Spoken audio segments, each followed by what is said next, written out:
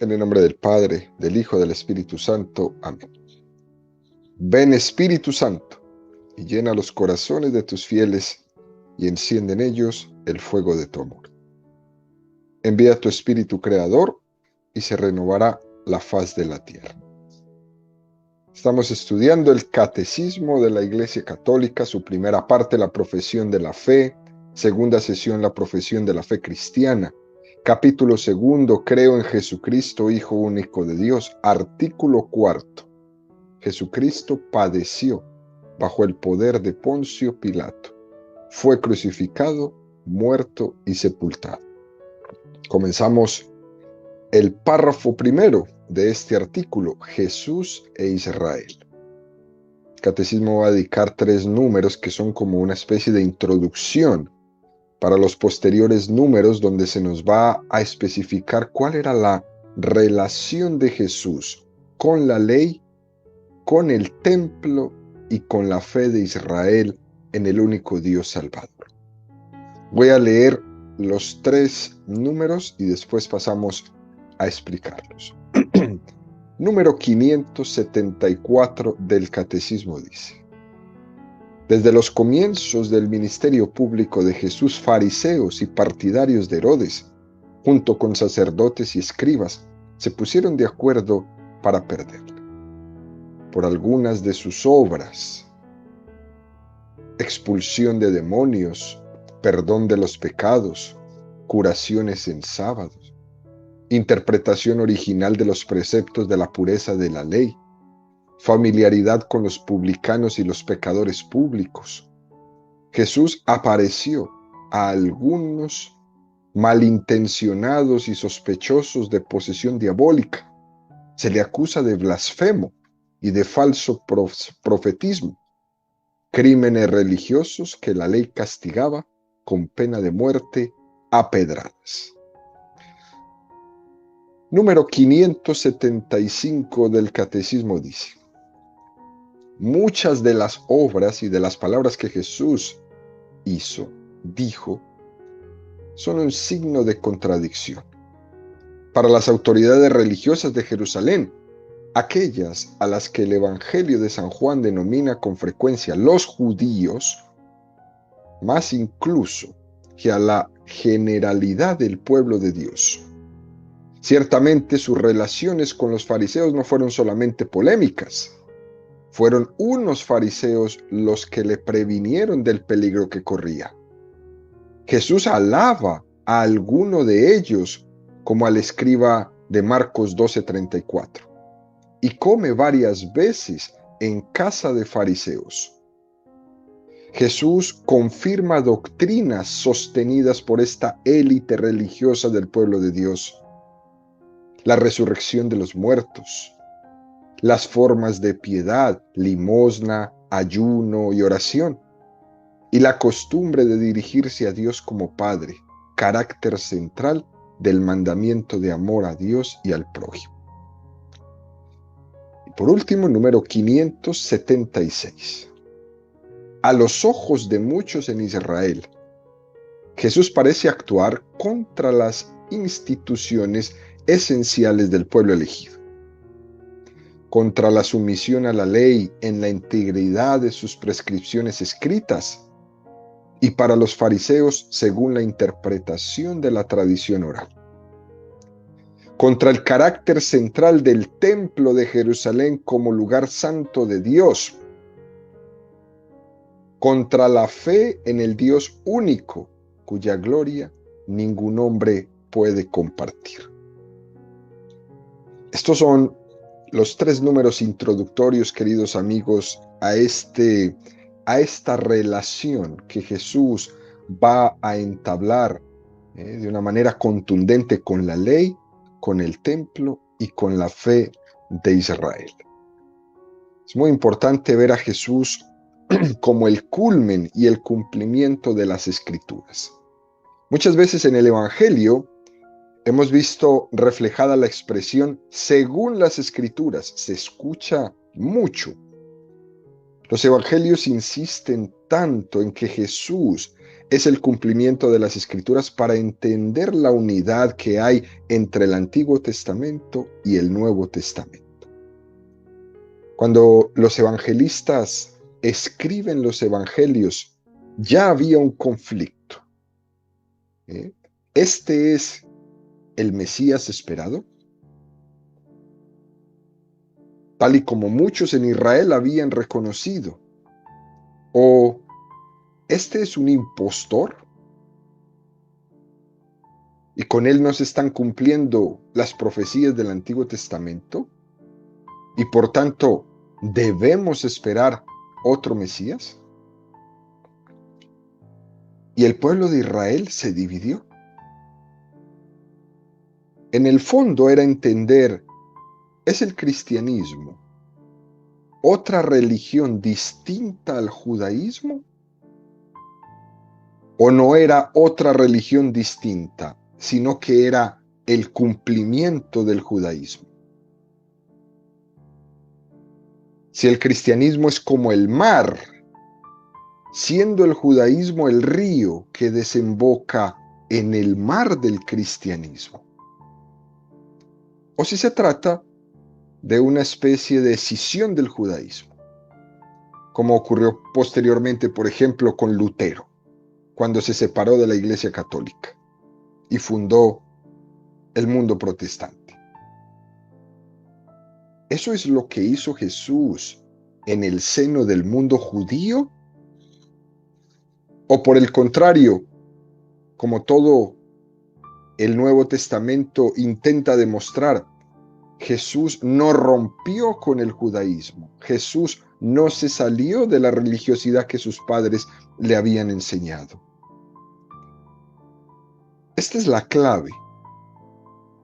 Eso es lo que se está jugando en esa especie de gran conflicto que está teniendo lugar en Israel en el momento en el que se escriben los evangelios y las cartas del Nuevo Testamento.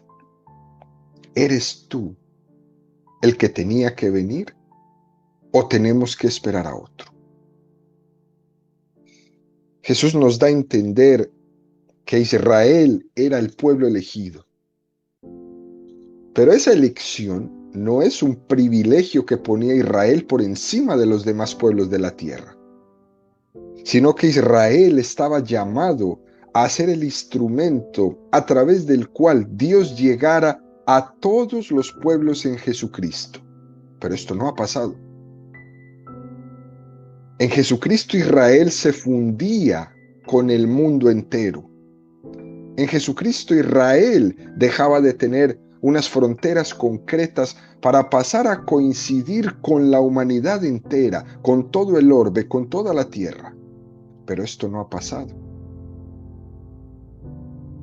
Para describir gráficamente esto que estamos intentando entender, queridos amigos, la importancia de esta expresión según las Escrituras, vamos a hacer una referencia a lo que los escrituristas llaman el credo más antiguo, ¿no? El credo más antiguo, la tradición del credo más antigua que tenemos es la primera carta a los Corintios 15, 11, 1.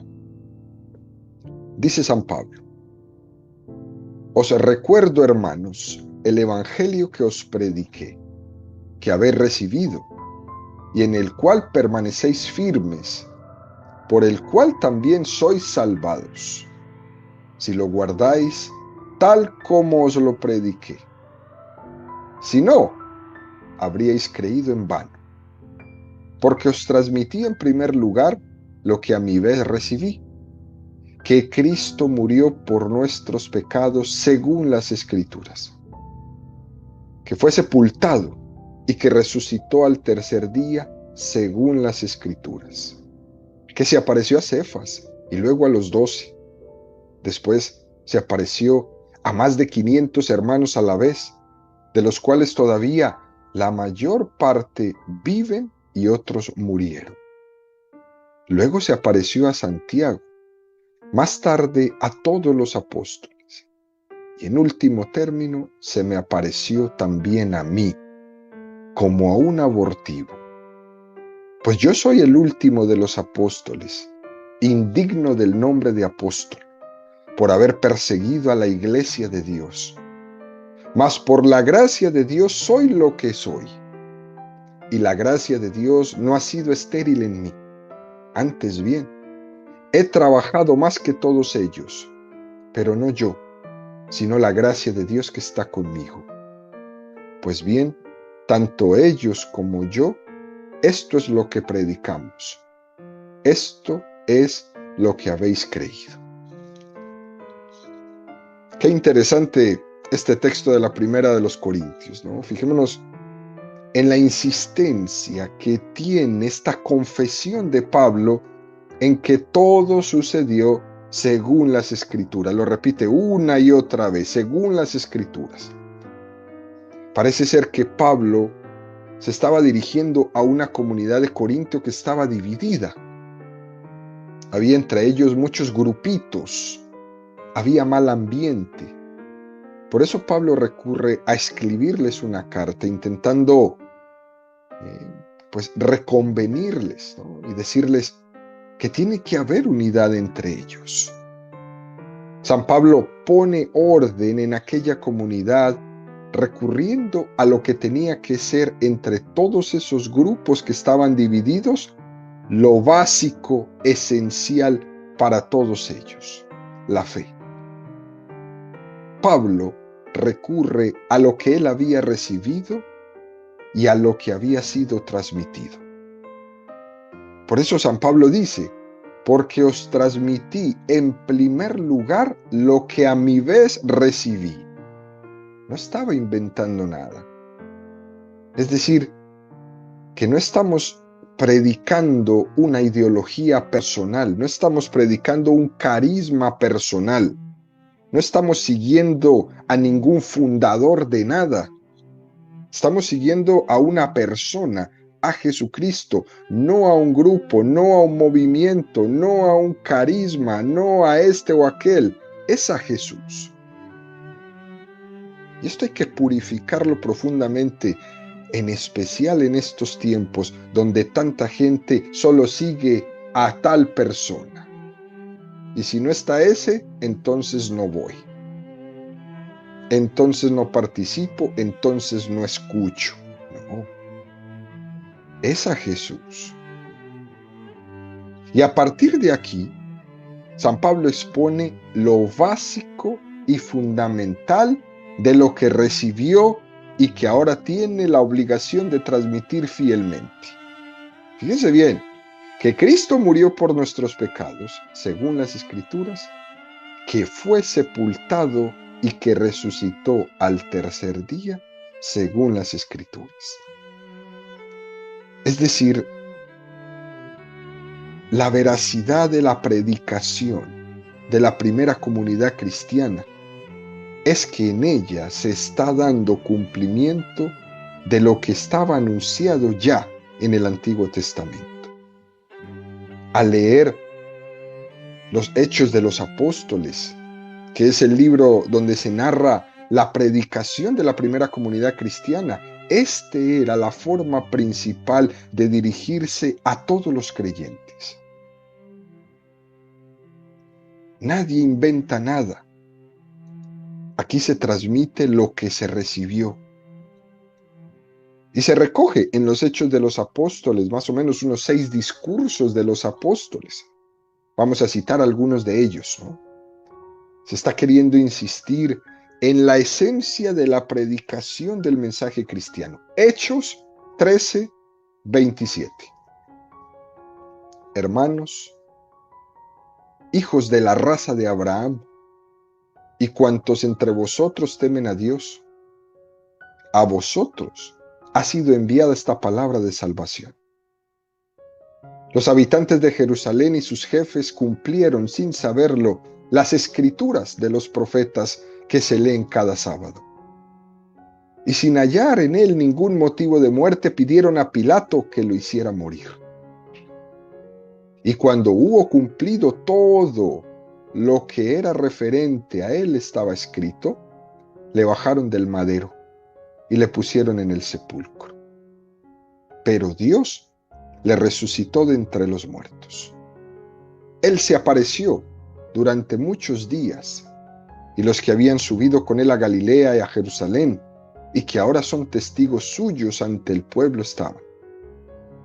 También nosotros os anunciamos la buena nueva de que la promesa hecha a los padres, Dios la ha cumplido en nosotros los hijos al resucitar a Jesús.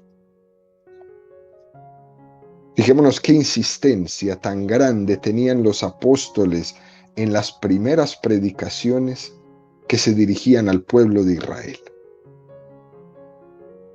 Todo el tiempo había esta referencia a según las Escrituras. Ellos, sin saberlo, dieron cumplimiento a las Escrituras, ¿no? O por ejemplo, el discurso de Pedro ante el Sanedrín, Hechos 4, 8, 12. Entonces Pedro, lleno del Espíritu Santo, les dijo: jefes del pueblo y ancianos, puesto que con motivo de la obra realizada en un enfermo somos hoy interrogados por quién ha sido este curado, sabed todos vosotros y todo el pueblo de Israel que ha sido por el nombre de Jesucristo, el Nazareno, a quien vosotros crucificasteis y a quien Dios resucitó de entre los muertos. Por su nombre, y no por ningún otro, se presenta este aquí sano delante de vosotros. Él es la piedra que vosotros los constructores habéis despreciado, y que se ha convertido en piedra angular. Porque no hay bajo el cielo otro nombre dado a los hombres por el que nosotros debamos salvarnos. Jesús es presentado por Pedro como la piedra que los constructores han despreciado y que se ha convertido en la piedra angular. Esta es la referencia al Antiguo Testamento. Los que estaban escuchando le estaban entendiendo a la perfección. Ellos, ahí en el Sanedrín, conocían el Antiguo Testamento. Ellos sabían de memoria que lo que él estaba diciendo estaba en el Salmo 118, versículo 22. También sabían que en Isaías 28, 16 se dice: por eso, así dice el Señor Yahvé: he aquí que yo pongo por fundamento en Sión una piedra elegida, angular, preciosa y fundamental. Quien tuviere fe en ella no vacilará. Pedro está haciendo referencia a que Jesús es aquella piedra angular. Esa piedra de que se predijo que iba a ser un fundamento firme para construir toda la casa. La piedra angular es la piedra en la que se sostienen todas las bóvedas. En el punto más alto de una bóveda que forma pues una semiesfera, donde confluyen todos los arcos en un punto, en ese punto está la piedra angular. Ese es Jesús. El punto de la historia donde se junta el Antiguo Testamento y el Nuevo Testamento, ese es Jesús.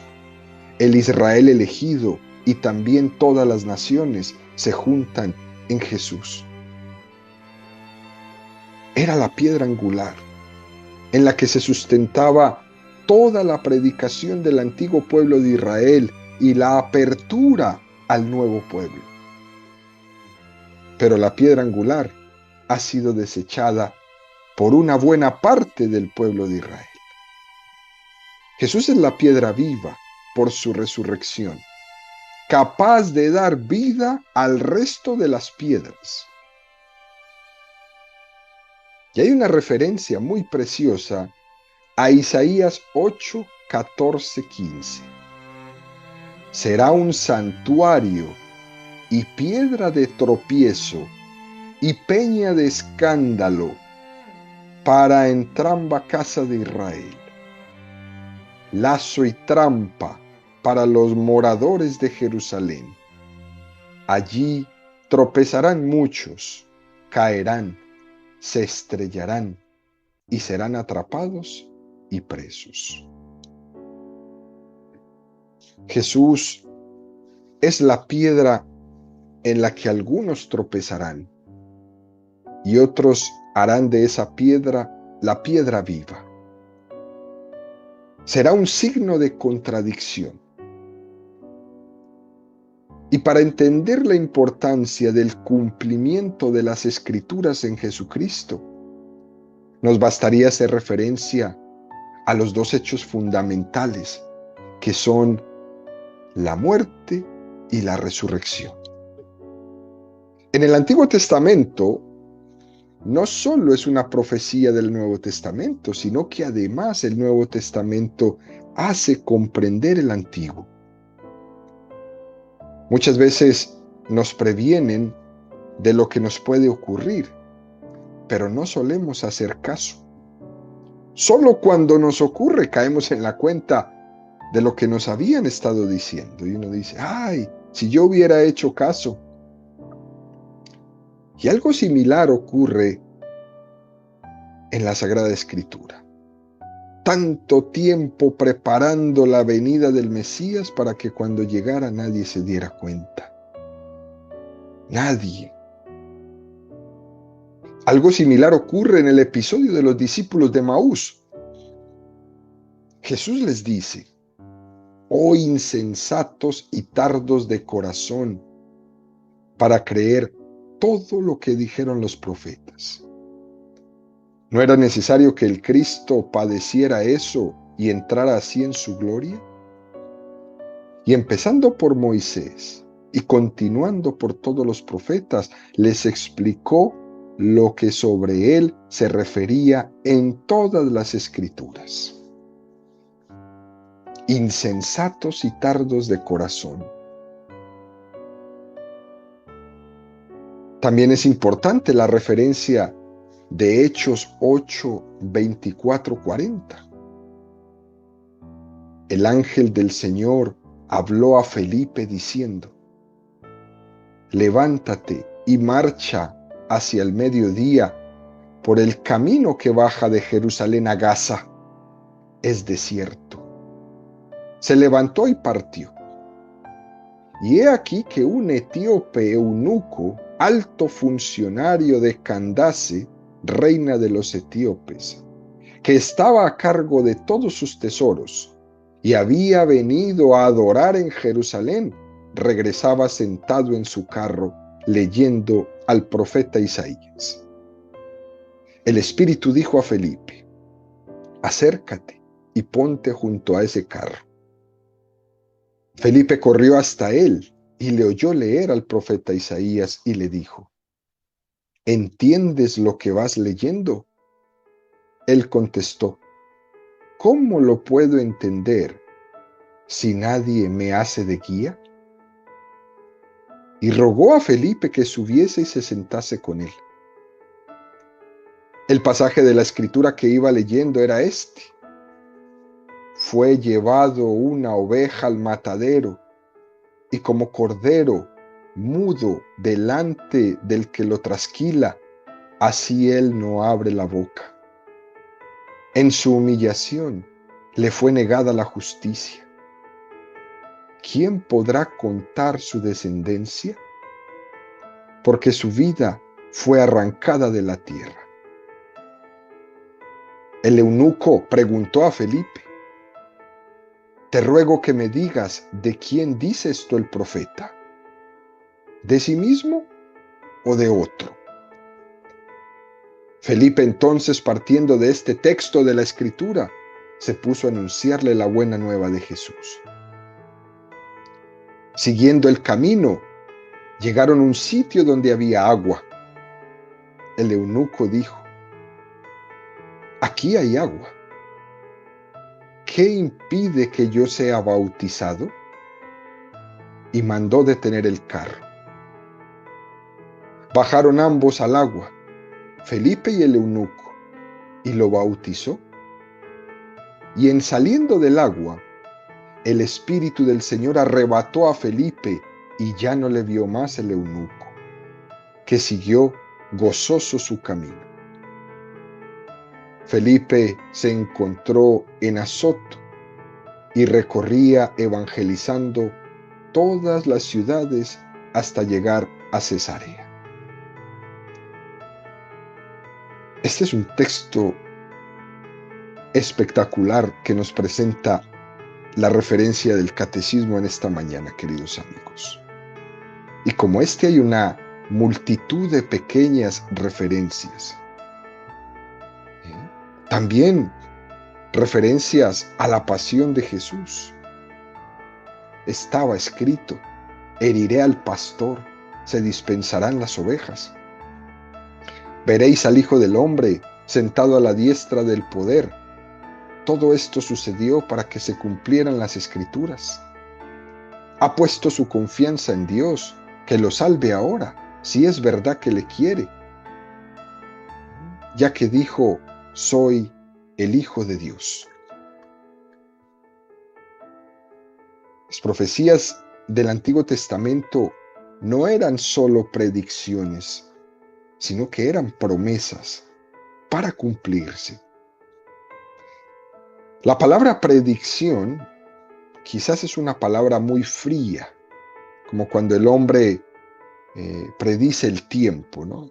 Tal vez sí, tal vez no, tal vez fallo. Es una palabra muy fría. Dios no solo predice a través de los profetas, sino que promete. Esa sería la palabra correcta: promesa. Quiere decir que está junto a nosotros, acompañándonos. Dios se compromete por su fidelidad, por su amor. Se compromete a no dejarnos en la oscuridad, a iluminarnos el sentido oculto de las Escrituras, como hizo con los discípulos de Emaús, a acompañarnos para abrirnos el entendimiento. Aparte de las profecías del Antiguo Testamento, en la tradición de la Iglesia Católica se han dado también lo que hemos llamado las tipologías. Las tipologías son reflexiones que hace la Iglesia desde el momento presente, viendo a Jesús en imágenes del Antiguo Testamento. Los inventores de estas tipologías fueron los santos padres de la Iglesia, que han visto en Jesús la imagen del nuevo Moisés. Jesús ha sido aquel que ha conducido a la Iglesia, de la misma manera que Moisés condujo al pueblo de Israel, haciéndole pasar el Mar Rojo. Esto, por ejemplo, sería una tipología. Sería como una especie de metáfora espiritual.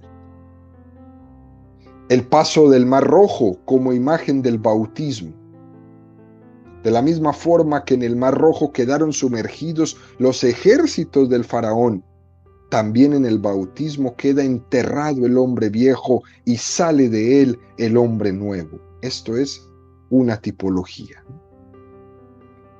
O la roca, que en el desierto Moisés, golpeándolo con su bastón, salió agua para saciar la sed del pueblo. Cuando Moisés la golpea, sale agua, brota agua. Es una tipología. Cuando del costado de Cristo brotó sangre y agua, después de que la lanza del soldado había traspasado su corazón. Nosotros habríamos muerto de sed si no hubiéramos bebido de la sangre y el agua del costado de Jesucristo, que son los sacramentos que la Iglesia nos ofrece. Jesús es también entendido como el nuevo Elías. El milagro en la casa de la viuda de Sarepta, que está en Primera de Reyes 17. Es el milagro de la multiplicación de la harina y del aceite. Y Jesús va a multiplicar el pan. Elías resucitó al hijo de la viuda. Jesús resucitó al hijo de la viuda de Naín. Elías se enfrenta a los falsos profetas de Baal en el monte Carmelo. Jesús se enfrenta a todos sus opositores. Las tipologías no están escritas como tal en la Sagrada Escritura, sino que son los santos padres lo que les dan la interpretación espiritual. Y esto es muy precioso porque nosotros la recibimos como ese puente entre el Antiguo Testamento y el Nuevo Testamento. Lo recibimos a la luz del Espíritu Santo, donde ellos ven en Jesús el cumplimiento de todos los pasajes del Antiguo Testamento. Jesús es el nuevo Moisés. Jesús es la roca del desierto de la que brotó agua. Jesús es el nuevo Elías. Jesús en su bautismo del río Jordán es el paso del Mar Rojo. Jesús elevado en la cruz es la imagen de la serpiente de bronce, que todos los que la miraron quedaron curados. Todas estas tipologías, la Iglesia las utiliza en la liturgia para seleccionar los textos que después se proclaman en nuestras celebraciones. Mateo 13:44. El reino de los cielos es semejante a un tesoro escondido en un campo, que al encontrarlo un hombre vuelve a esconderlo. Y por la alegría que le da, va, vende lo que tiene y compra aquel campo. Los santos padres, en especial San Irineo de León, en el siglo II, decía que ese campo eran las Escrituras y que el tesoro oculto en ellas es Cristo. Cristo se encuentra con nosotros. Al encontrarlo un hombre, se alegra, se fascina. Nosotros buscamos a Cristo, vuelve a esconderlo y por la alegría que le da, va, vende todo lo que tiene y compra aquel campo. Jesús es el tesoro escondido de las Escrituras y es la clave e interpretación de todo el resto del Antiguo Testamento. Y por eso se crea una relación muy profunda entre Jesús y la ley, entre Jesús y el templo, entre Jesús e Israel. Eso es lo que entraremos a ir estudiando de la mano del catecismo en las siguientes catequesis. Por eso, queridos amigos, pidámosle al Espíritu Santo cada vez que leemos la Sagrada Escritura que nos haga ver ese tesoro oculto que hay en ellas, que es Jesucristo.